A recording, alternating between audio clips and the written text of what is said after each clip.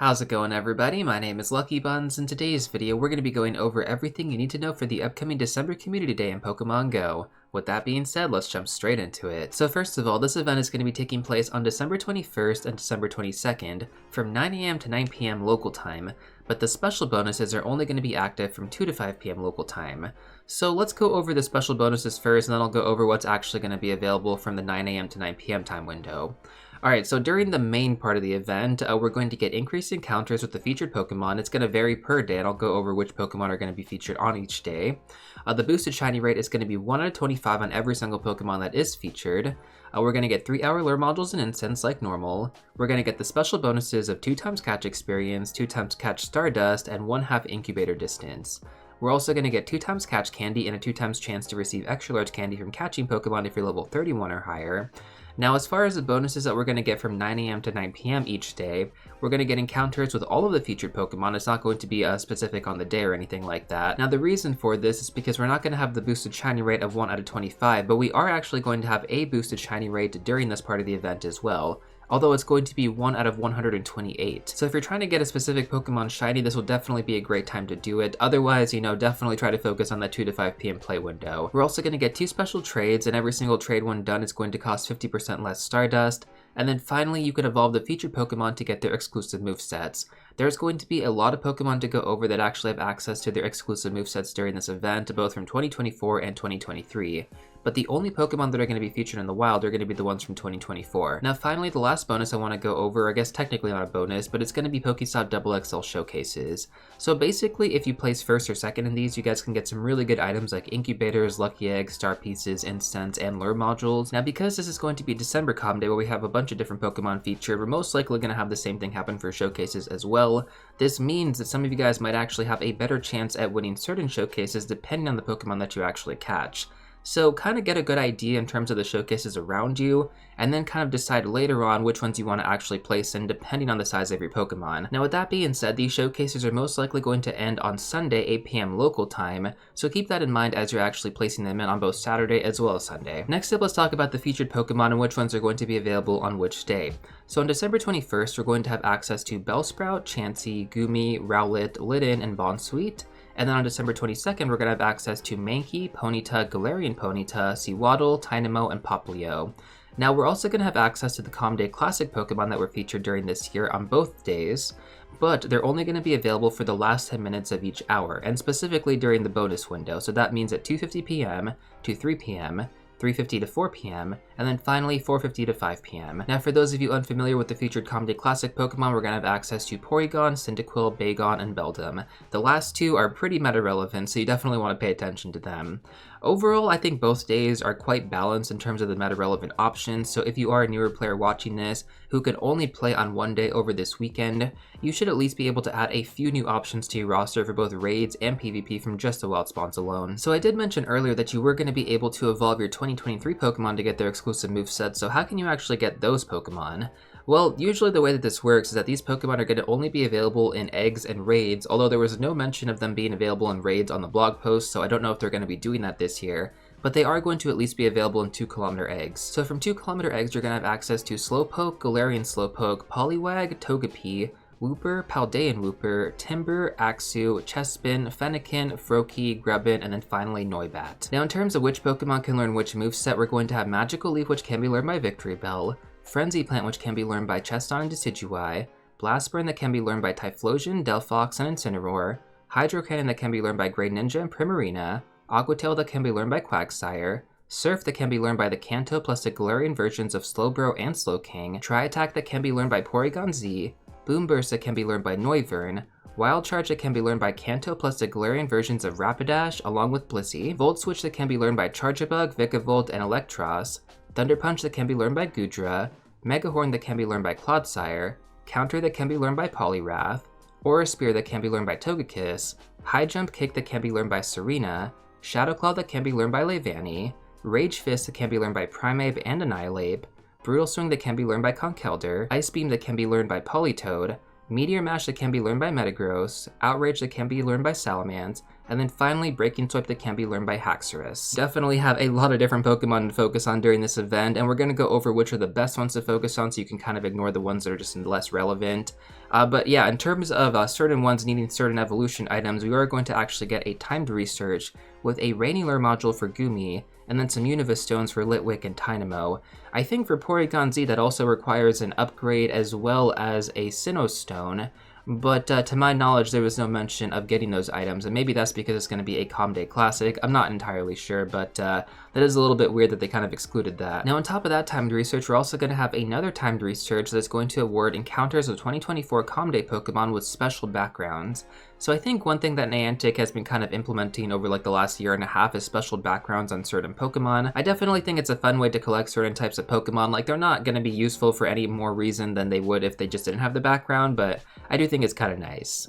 Now, unlike most timed research, you're actually going to have until January 4th, 2025 at 9 AM local time to claim the rewards for these Pokemon.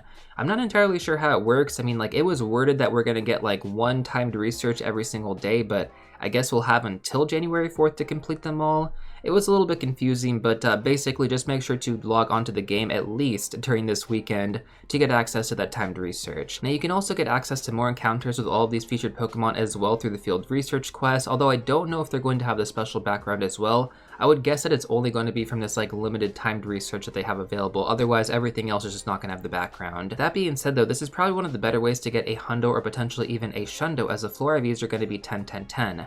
Plus the boosted shiny rate of 1 out of 25, like those are going to be incredibly good odds of getting that Shundo. So you may not get the special background, but again, like you should definitely be doing these field research quests throughout the day. Now we're also going to have a special research ticket available for $5, and in my opinion I think it's pretty good. You're going to get 1 Rocket Radar, 1 Elite Fast TM, and then 1 Elite Charge TM, along with encounters with the 2024 Calm Day Pokemon that have the special backgrounds. So basically, to my knowledge, this is going to be the only other way to actually get more of the 2024 Calm Day Pokemon with their special backgrounds, but again, like you should be able to get all of them for free, so this is just more if you want extras for like the evolutions, I guess. But overall, I think the most value in terms of this ticket is going to be the Elite TMs, which I think is a fantastic deal. Normally during events like this, when we have the Ultra Calm Day box available in the web store, you can get an Elite TM plus the research ticket, which is usually only $1, for about $5, so the fact that you're going to get 2 Elite TMs for this deal is pretty good. Now with that being said, if you already have enough Elite TMs, then I can totally understand why this might not be worth it for you, but I know for a fact a lot of players do not have these in excess. Now on that note, you can also gift these tickets to your friends as well, and if any of them are just getting back into the game, this would be a great way to actually help them out to get some better Pokemon.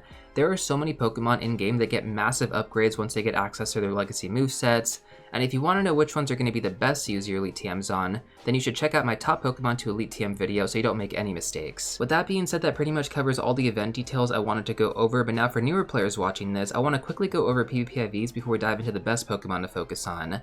So basically, you just want to have low attack IVs and high defense and high stamina IVs. The main reason for this is because this actually allows you to level up your Pokemon the most before it hits the CP limit for the Great League or the Ultra League. Now with that being said, there are going to be some Pokemon that are exceptions because their max CP does not reach that limit, in which case you would just want to have the best IVs possible, which would typically be the Hundo or like a high attack IV spread. For this video, we're just going to be mainly focused on the 0-15-15 IV spread as a general one to aim for, and if you want to quickly pull up those IV spreads specifically, you guys can use this search string on screen right now. But now with that being said, guys, we have a lot of Pokemon to go over in terms of which ones are going to be meta relevant, so let's start off with the 2024 Calm Day spawns. So first of all, we have Bellsprout, which evolves into Victory Bell. This Pokemon is going to be relevant in the Great League and the Ultra League. We're going to have Rowlet, which evolves into Decidueye. This Pokemon is going to be relevant in the Great League and the Ultra League, along as a budget grass type attacker for the Raid/Gym meta. It also ranks pretty well in the Ultra League at number 77 right now. We have Linen, which evolves into Incineroar, is going to be relevant in the Ultra League as well as a budget fire type attacker. We're going to have Popplio, which evolves into Primarina. It's going to be relevant in the Ultra League as well as the Master League. So once again, in the Ultra League, you want to have typical PvP IVs, but for the Master League, you want to have the Hundo. Now, as far as the Raid/Gym meta goes, Primarina is actually pretty good to have. So, I mean, definitely worth getting this Pokemon, not just as like a budget option, but actually as a pretty good water type option. Following that, we have Ponyta, which evolves into Rapidash, going to have relevance in the Great League and the Ultra League. Now, specifically for the Kanto Rapidash, this Pokemon is going to be number 88 in the Ultra League right now, so it's actually pretty good. We also have Galarian Ponyta, which evolves into Galarian Rapidash, has relevance in the Great League and the Ultra League. Now, as far as Galarian Rapidash goes, I know for a fact this Pokemon has relevance in the limited metas, so even though it's not that good in the open meta for Great League, I would definitely grab a good IV spread for the limited meta formats. Following that, we have Chansey, which evolves into Blissey. This Pokemon is going to have relevance as a gym defender. Now, I totally understand some people don't feel like gym defenders are a worthy category, but I 100% disagree, especially as a free-to-play player. Like, having good gym defenders makes a massive difference. So basically, due to how the gym decay systems works, Chansey's going to be much better to have than Blissey too. One of my all-time favorite Pokemon to drop in gyms is my level 50 shiny Flower Crown Chansey. Like, the IVs are not super great, but honestly guys, it's lucky and it's shiny, it has the Flower Crown, it's Chansey, it has basically everything. In terms of Blissey though, Wild Charge doesn't really make that much of a difference here, so I mean, if you want to evolve it, you can, but otherwise I think having Dazzling Gleam on Blissey is going to be a much better option for it, because typically the Pokemon that are going to be used against Blissey as a gym defender are going to be fighting type Pokemon. Dazzling Gleam is a fairy type moveset which does super effective damage against fighting type Pokemon. So basically when it comes down to it, focus on Chansey not because of the exclusive moveset, but just because both Chansey and Blissey are great gym defenders. Next up, we're going to have Goomy, which evolves into Goodra. This Pokemon is going to have relevance in the Great League, the Ultra League, and the Master League. You can also use it as a budget dragon type attacker as well, although you do have a lot of better options out there in terms of dragon types, some of which are also featured during this event like Salamence. But in terms of its relevance, guys, in PvP, it is amazing right now. It's rank 45 in the Great League, rank 66 in the Ultra League, and rank 43 in the Master League. So this Pokemon pretty much hits the trifecta of PvP metas. Now, ideally for Goodra, you want to have Aqua Tail as one of the charge moves, but you might want to interchange between Thunder Punch, Power Whip, and Draco Meteor depending on the meta. So basically when it comes down to it, having at least one build with Thunder Punch and then also one without would be worth getting. As somebody who has reached a legend multiple times in GBL, I can tell you that one secret to climbing the ELO is running off-meta movesets to counter the meta.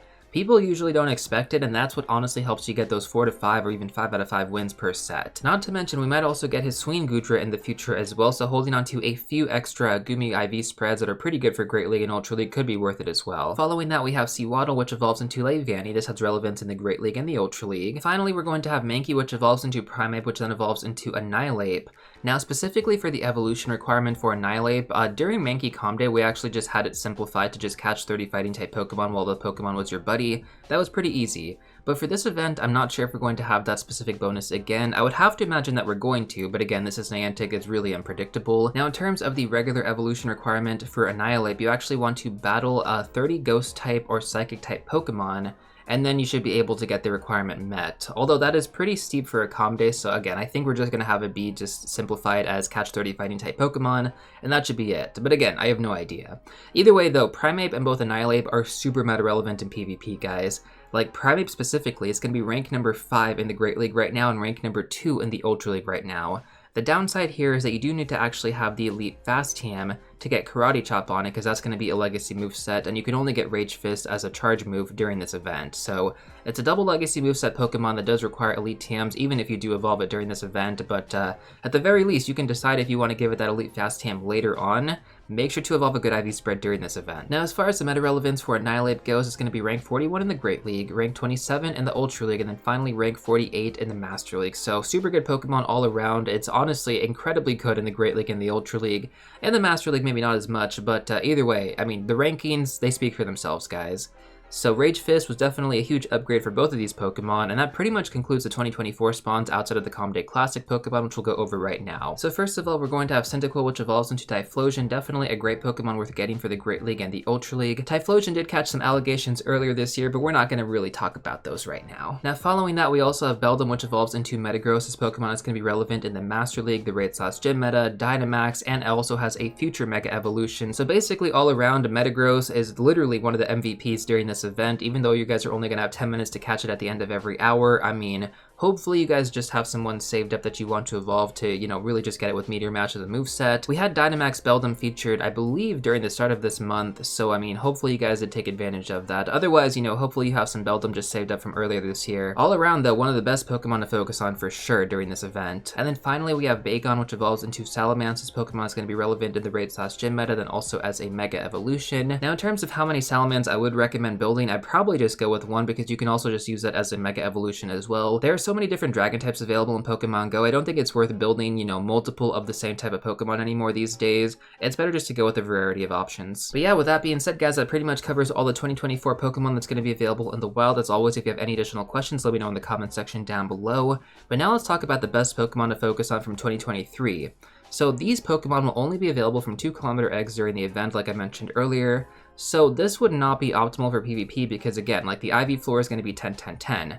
But you may have some of these Pokemon in your Pokemon storage from previous events earlier this year, so I'm going to be covering the PvP relevance anyways if it is applicable. So first of all, we have Chespin, which evolves into Chestnut, going to be relevant in the Great League and the Ultra League, also as a budget grass type attacker in the raid/gym meta. It is currently ranked number 95 right now in the Open Great League as well. Following that, we have Froakie, which evolves into Great Ninja, going to be relevant in the Great League and the Ultra League, and then also as a pretty good water type attacker to have for the raid/gym meta.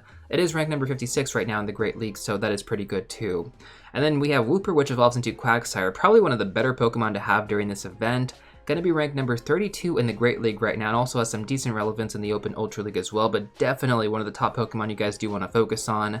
And then, of course, we have its cousin Paldean Wooper, which is going to evolve into Clodsire, going to be relevant in the Great League and the Ultra League. Actually, super freaking meta relevant, guys. It is the number one Pokemon to have in the Open Great League right now. It is easily, without a doubt, the best Pokemon you guys can get yourselves during this event. Next up, we have Grabbin, which evolves into Charjabug. So basically, when it comes down to this Pokemon, don't evolve it all the way up into Vikavolt, just keep it as Charjabug. Next up, we have Poliwag, which evolves into Poliwrath. This Pokemon is going to have relevance in the Great League and the Ultra League, currently ranked number 70 right now in the Open Ultra League. Now, we're also going to have Politoed, which is going to be the split evolution. This Pokemon has relevance in the Great League and the Ultra League, and it used to be a lot better. It's not like nearly as good anymore, but still, definitely worth evolving it during this event if you guys do have a good IV spread available. Now, following that, we're going to have Togepi, which evolves all the way up into Togekiss. Now, I do want to give you guys an extra piece of advice here, because if you actually unlock the secondary charge move on Togepi while it's going to be a Togepi, you can actually save some Stardust. It's cheaper to unlock the baby Pokemon secondary charge moves opposed to when they're actually evolved all the way up.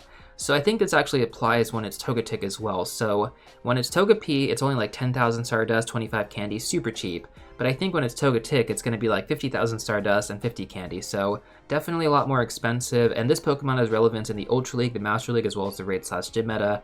I'm personally a very big fan of Togekiss. I think this Pokemon is super awesome, although I'm not going to lie to you guys, like this Pokemon is not nearly as good as it once was as a fairy-type attacker, but it's still great to have. And then finally, we're going to have Timber, which evolves into Conkeldurr. Honestly, Brutal Swing is kind of whatever. I think it could make another, resurgence in PvP at some point, but otherwise, just having this Pokemon as a fighting-type attacker for the raid/gym meta is going to be where its main relevance lies. So if you do end up hatching a good IV spread from these 2km eggs, I mean, that could work out in your favor when it comes down to evolving Conkeldurr. Now, I do also want to mention that Conkeldurr is going to be one of the few Pokemon that benefits from a candy evolution discount, so if you mirror trade this with somebody else, it's only going to cost you 50 candy to go from Timber all the way up into Conkeldurr, whereas if you don't do this, it's going to cost you 250 candy, so that's a big difference right there. So with that being said, that pretty much covers all the meta-relevant Pokemon I wanted to go over. We also have the non-meta-relevant Pokemon that I'll mention right now as well. So we have Tynamo, which evolves into Electros, Bonsweet, which evolves into Serena, Porygon, which evolves into Porygon Z. Now from 2023, we have Fennekin, which evolves into Delphox, Slowpoke and Galarian Slowpoke, which evolves into Slowbro and Slowking respectively,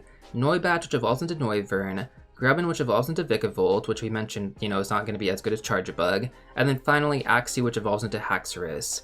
So I'm mainly focused on the three main formats for PvP, but some of these Pokemon might also have play in the limited meta rotations, so for any PvP experts watching this right now, let us know in the comment section down below if any of these Pokemon are also worth hunting as well. Otherwise, when it comes down to the main formats of Great League, Ultra League, and Master League, these Pokemon aren't really worth it, and then same thing for the raid/gym meta. Now, for those of you out there who also remove frustration on your Shadow Pokemon during the Team Go Rocket Takeover events we had throughout the year, you might want to also evolve the following Pokemon as well, or at least double check to see if you actually have them. So first up, we have Shadow Victory Bell, which has relevance in the Great League and the Ultra League. This one specifically, you don't even need to actually have frustration removed because it's going to be a fast move, so you could just evolve it if you do have it. You can also still get these right now from the Team Go Rocket Decoy Grunts, which are still available. You just have to have your Super Rocket Radar equipped and, go looking for Giovanni. If it's not Giovanni, it's going to be a Decoy Grunt, which always guarantees a Shadow Bellsprout. Now following that, we also have Shadow Primeape as well as Shadow Annihilate. For Primeape, it's going to be relevant in the Great League and the Ultra League, currently at rank 20 right now in both of those metas, so super freaking good.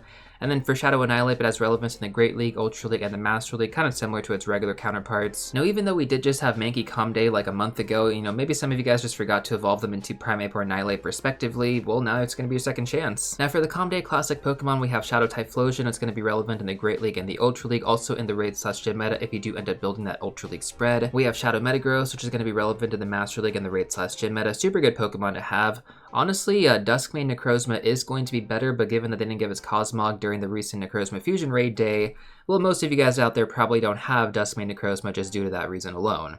So, Shadow Metagross is still on the table. And then finally, we do have Shadow Salamence, which is going to be a great option to have in the Raid/Gym meta. I actually have a 98% IV that I maxed out completely to level 50, and I love using that Pokemon. It's so freaking powerful. Now, from 2023, we're going to have Shadow Quagsire, which has relevance in the Great League and the Ultra League. It's currently ranked number 16 right now in the Open Great League, so even better than its regular counterpart. I mean, Shadow Quagsire, guys, definitely one of the better Pokemon to get during this event. I mean, just Quagsire in general, I should say.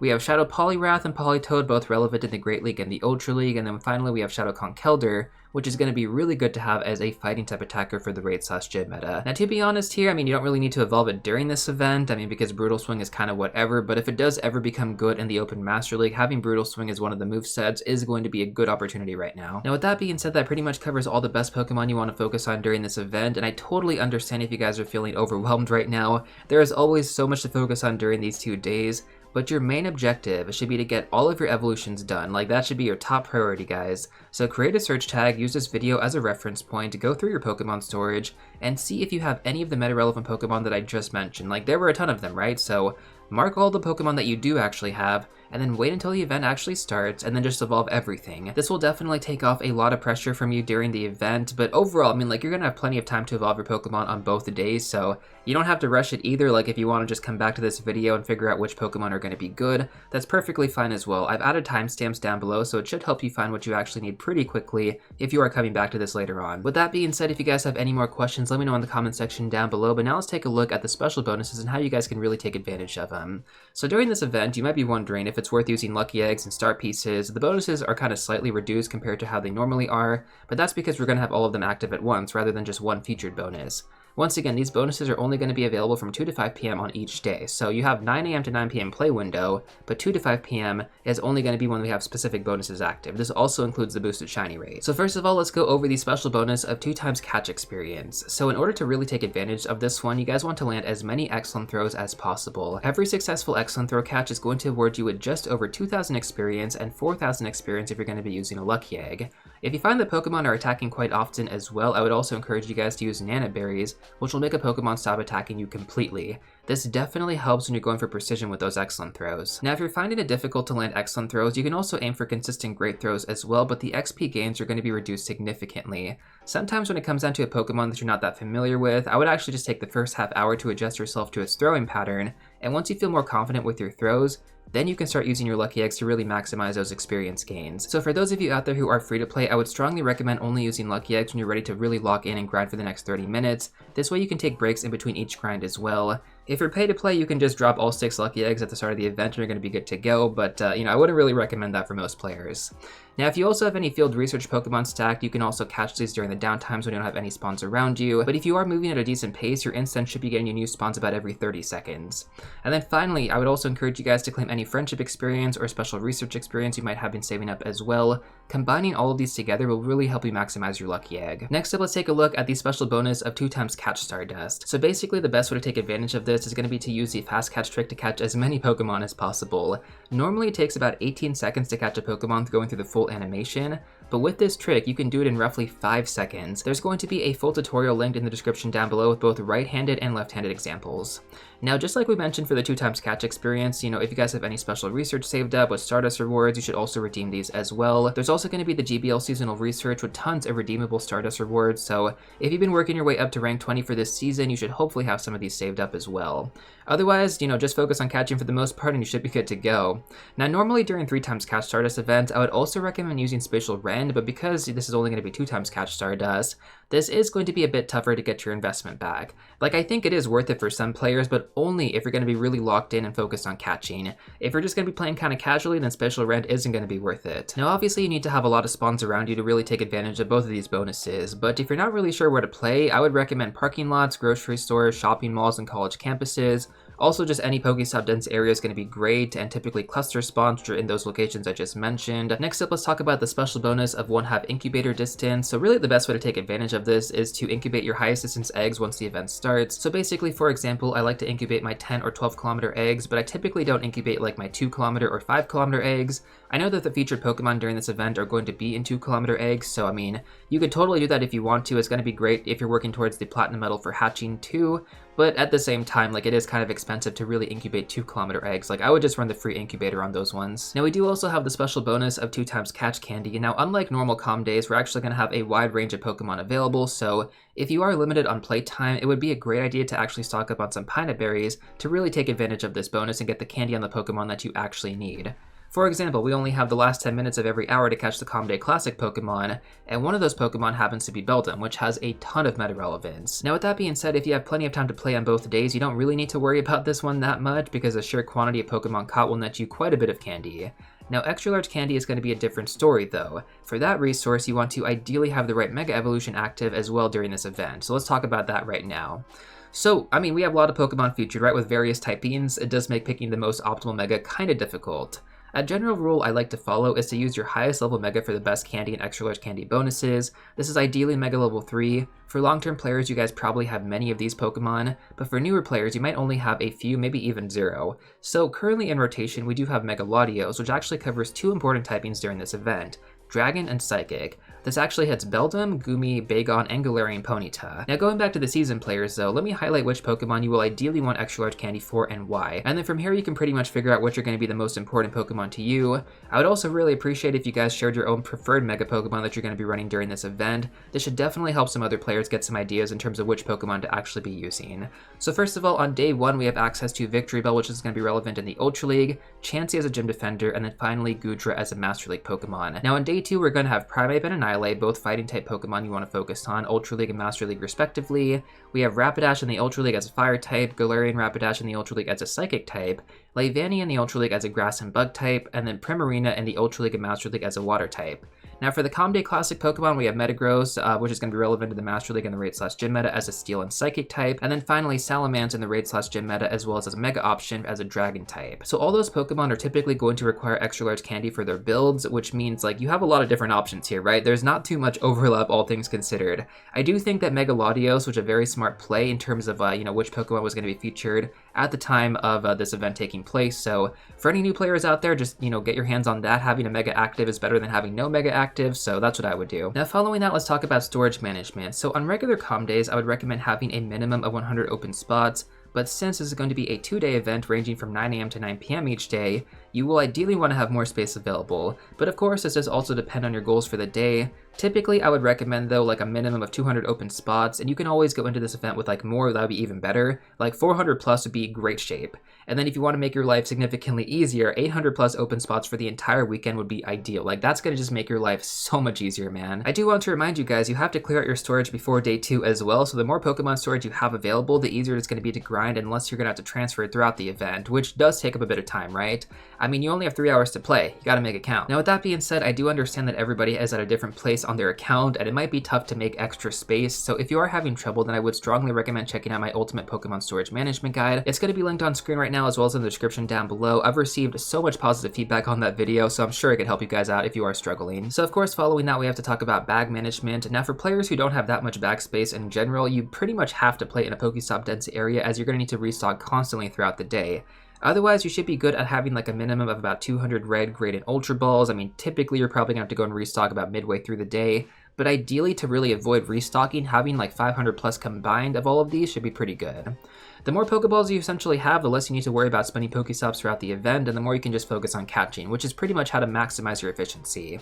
Once again though, if you do have limited time to play during this event, I would also recommend stockpiling some pineapple berries as well to get your candy quicker on some of the Pokemon that you do want. Now on top of that, you should also be opening your daily 30 gifts in order to get more items for this event. You can quickly go through this by just tapping the X button really quickly to skip the entire animation, which saves you a ton of time going through and opening your daily 30. Now we do also have a few more tips and tricks I want to go over, so bear with me, we're almost done here guys. The next one is going to be the special bonus of 3-hour incense. So basically we're going to have 3-hour incense, right? And you should be getting spawns pretty frequently, about every 30 seconds if you're walking at a decent pace.